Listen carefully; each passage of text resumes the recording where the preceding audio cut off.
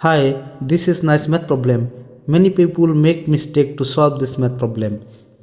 5 minus 2 gives us 3 times 5 minus 2 gives us 3.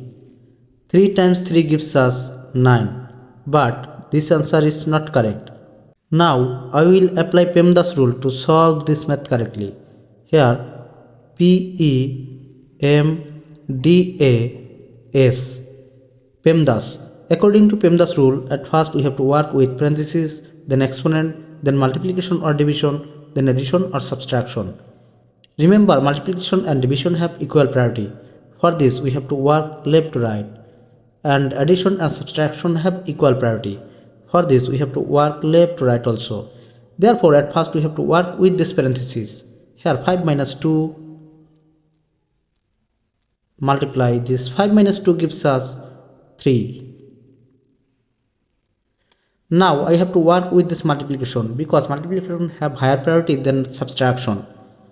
Therefore here this 5 minus 2 times 3 gives us 6. 5 minus 6 gives us negative 1. And this is correct answer. Thanks for watching the video. Please like, comment, share and subscribe.